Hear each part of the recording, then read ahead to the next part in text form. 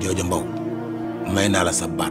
C'est-à-dire qu'il décide de divorcer de sa Jojo qui, selon lui, Dieu avait pris du temps pour créer. Yàlla dafa jël temps defar sama Jojo ba mu baax. En vrai, si c'était pas à cause des produits aphrodisiaques et toutes les potions de Jojo, il l'aurait fait depuis longtemps. C'est-à-dire est tout simplement lucide pour une fois. Voici son vrai comportement lorsqu'il n'est pas sous l'emprise de Jojo, lorsqu'il n'est pas marabouté. Et on dirait bien que Jojo a beaucoup de mal à le gérer. Jojo était donc en tort. Au lieu de s'excuser, faire au moins semblant d'avoir un peu de regret, elle a voulu hausser le ton et c'est-à-dire, comme à son habitude, n'a pas hésité à lui donner un petit backhand. Non mais c'est-à-dire, il est trop impulsif. Faut qu'il se calme un peu lui aussi. En plus, son ego a été tellement touché. Le coup de grâce. C'était cette histoire d'impuissance. Non mais Cédric, il m'a tué de rire. Fabinto a vraiment décidé d'appuyer là où ça fait mal. Après avoir corrigé ses ennemis de manière collective, elle a décidé d'y aller au cas par cas, chacun son tour. Elle a commencé par Jojo. La suivante, ce sera probablement Nabou Gay. J'ai déjà pitié pour elle. Et on se doute bien qu'entre Fabinto et Leila, la guerre est loin d'être terminée. Elle n'en a pas fini avec Leila, au contraire, elle vient juste de commencer. C'est-à-dire divorce de sa Niarel. Et franchement, si c'était pas à cause des enfants, ça fait longtemps qu'il aurait déjà gerté Awa Cher. Il aurait déjà divorcé d'elle. Ça fait longtemps que Sadir serait déjà célibataire. Mais vu que Jojo n'a pas encore d'enfant avec lui, ça rend la chose plus facile. Ça rend la décision du divorce plus facile. Mais Jojo n'a pas dit son dernier mot. Elle peut très clairement nous inventer une grossesse illico presto là pour sauver son mariage, pour ne pas être la grande perdante dans toute cette histoire. Jojo n'est rien sans Sadir. Elle n'a pas de boulot. Voilà, l'appartement, elle va devoir le quitter parce que c'est lui qui paye le loyer, comme je vous le disais. Sa vie va devenir un vrai cauchemar si elle divorce de Sadir. À moins qu'elle décide de quitter son petit luxe là, son petit confort et d'aller habiter avec ses grands-parents ou avec Aïda, avec qui elle parlait au téléphone, Aïda et Ahmad. En tout cas, Sadir, on attend toujours de voir quel comportement est-ce que tu auras avec Awa Cher. On attend toujours tes excuses. Mais il faut pas non plus qu'on s'attende à ce qu'il commence à aimer Awa Cher du jour au lendemain. Ce sera pas réaliste sinon. Sadir doit réapprendre à aimer sa femme. C'est pas parce que Jojo a tort aujourd'hui que voilà, ça va être l'amour fou entre lui et Awa Cher. D'ailleurs, Awa Cher n'a toujours rien dit par rapport au sabotage du mariage de Leila. En plus, pendant cette scène entre elle, Ibnou et Khalil, j'avais l'impression qu'elle avait peur que Ibnou parle. Parce qu'il est au courant. Donc on dirait qu'elle avait peur qu'il dévoile la vérité à Khalil. Et du coup, elle s'est dépêchée d'inventer une excuse pour qu'il sorte de sa chambre. Quoi? Qu'est-ce que vous en pensez? Que vont penser ses enfants s'ils découvrent que leur mère est derrière ce sabotage? Vont-ils toujours estimer leur mère autant? En tout cas, on voit qu'ils sont vraiment la fierté, la plus grande fierté d'Awa Cher. Leur conversation dans la chambre était très touchante. En plus, ils étaient sur le lit, qui est un symbole central pour Awa Cher. C'est l'endroit où elle vit ses pires moments, mais aussi l'endroit où elle se sent le plus en sécurité dans ce foyer. Cette conversation qui avait l'air d'être leur petit rituel était l'occasion pour eux de faire le point, de resserrer les liens familiaux. C'était un bon moment d'union, de partage, un moment intime aussi qui nous rappelle que Awa Cher est quand même une bonne mère. Elle fait de son mieux et c'est une femme qui joue également les deux rôles, le rôle de mère et de père pour ses enfants. C'est beau de voir ses enfants lui faire assez confiance pour pouvoir s'ouvrir à elle.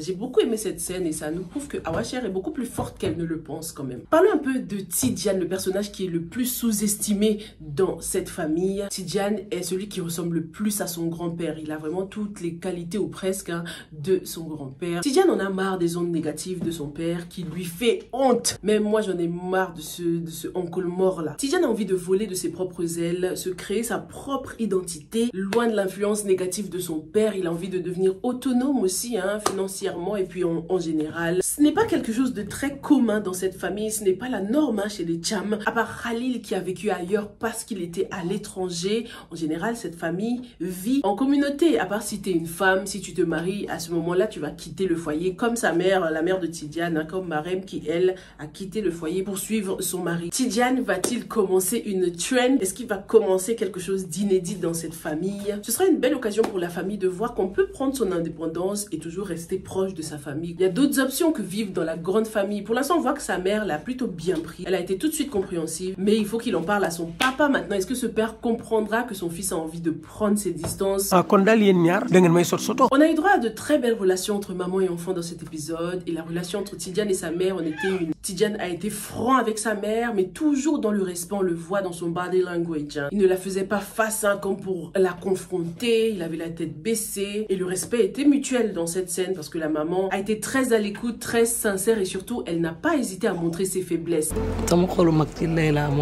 Mais il faut pas t'en vouloir, c'est Leila qui vous a manipulé. Elle est très forte, Leila. En ce qui concerne Tidiane, il y a un beau parallèle entre lui et Ndiouga Thiam. On a ce papa Babel avec ses nombreux enfants, mais qui lui font honte tous les jours, alors que Tidiane, lui, est le seul enfant de sa mère, le seul fils de sa mère qui fait tellement sa fierté. La vente de poissons qu'il faisait jusqu'ici, c'était également un moyen de soutenir sa mère et je pense que cette indépendance-là fera du bien à la famille. Espérons que son père le laissera faire. Tidiane a toujours compté que sur lui-même, il a toujours été sous-estimé dans la famille. Fabintou était comme un mentor pour lui et son absence se fait vraiment ressentir dans la vie de Tidiane. Il a beaucoup aimé le peu d'encouragement qu'elle lui a donné. Tidiane est un garçon vraiment très sérieux et ça fait du bien quand c'est reconnu, quand quelqu'un le reconnaît quand même. Dès son premier jour à la boutique, c'est gâté les gars. Tidiane constate que les calculs ne sont pas bons. Monsieur Valeur est également un voleur. J'espère que Tidiane va aller le dénoncer très rapidement. Il a tellement fait ses calculs vite fait, bien fait que ce serait bien s'il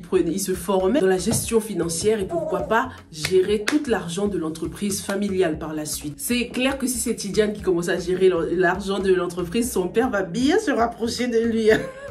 En tout cas, il va falloir agir vite parce que monsieur Valeur là, j'ai pas confiance. Oh là là. J'espère que par ego, il ne va pas décider de piéger Tidiane. Vu la situation dans laquelle la famille de Tidiane est, il sera facile de l'accuser d'avoir volé pour subvenir aux besoins de sa famille quoi. Espérons que sa famille, les Thiam, n'y croiront pas parce que voilà, tout le monde sait qu'il est honnête quand même. L'avenir de Hadi Thiam lui file peu à peu entre les doigts. Ndiouga Thiam lui ordonne d'aller poursuivre ses études au village. Non mais il a fait fort franchement, mais en même temps il n'était pas au courant par rapport à la bourse et maintenant il est trop tard. Dans cet épisode, on sentait un peu de précipitation de la part de Hadi, comme si elle avait envie de précipiter les choses avec Snoop Dogg, avec Ousseynou Fall. Je sais pas pourquoi il me fait penser à Snoop Dogg quand il était jeune. Franchement Hadi, on espère que t'es pas enceinte. De toute façon, on dirait que t'essayes de cover up quelque chose là. Heureusement que Ousseynou a la tête sur les épaules, il a des principes, c'est lui le vrai homme de valeur. Ça se voit qu'il est réellement amoureux de Hadi, il ne cesse de le prouver. Mais c'est pas parce qu'il est amoureux qu'il ne raisonne pas, donc franchement c'est très bien. On pouvait lire la déception sur le visage de Hadi. Elle ne parvient pas à l'utiliser comme il le faut. Hadi ne se rendra compte de sa valeur que lorsqu'elle l'aura perdue. En ce qui concerne Leila, on l'a pas beaucoup entendu dans cet épisode. Elle va donc aller vivre chez sa mère. J'aurais aimé que le papa lui conseille aussi d'aller consulter un psychologue, mais on dirait que la famille ne se rend toujours pas compte à quel point elle est atteinte, à quel point elle est mal. Malgré tout ce que Leila a fait, sa mère continue d'accuser Fabintou, alors que Fa ne lui a rien fait à elle quand même. Après, je peux comprendre parce que dans sa tête, c'est Fabintou qui a saboté le mariage de sa fille. Awa Cher n'a toujours pas dit la vérité. En plus, cette maman n'était pas présente lorsque toute la vérité a éclaté. Donc là, elle est tout simplement en train de faire ce qui est le plus logique, défendre et protéger son enfant. Mais c'est chaud les gars, parce que tant que Awa Cher ne dit pas la vérité, la guerre ne s'arrêtera pas. J'ai même peur qu'on rentre dans une guerre des mères. La mère de Leila versus la mère de Fabintou. Est-ce que vous pensez qu'on va rentrer dans une guerre des mères? Leila a donc réussi à saboter le projet professionnel de Fa. J'avoue que Awa Cher n'a pas tort. Plus rien ne la retient au Sénégal à part son envie de vengeance. Toujours pas de signe de grossesse à part les vomissements qu'on a eu. Fabintou pourra-t-elle attendre jusqu'à la fin de la période de viduité pour rentrer en France? Vous imaginez aussi si un autre homme entrait dans la vie de Fabintou? Alors là, ça anéantirait tous les espoirs de Khalil qui pense que des excuses suffiront pour reconquérir sa femme. Les excuses, c'est un bon début. En plus, ça se voit que Fa était assez touchée. Si ce n'était pas sa famille qui l'entoure, elle aurait déjà succombé. Mais il faut tout de même que Fabintou fasse attention avec son désir de vengeance qui grandit de jour en jour. J'espère que ça ne va pas la changer son grand cœur, parce que ça prend de l'ampleur là, même si ils le méritent quand même, ces gens-là. En plus, Papa Thiam a conseillé à la famille, à chaque membre de la famille de venir one by one présenter leurs excuses à Fabintou. Évidemment, ce n'est pas tout le monde qui va le faire, ce qui risque d'éloigner Fa encore plus de cette famille. Qu'est-ce que vous en pensez?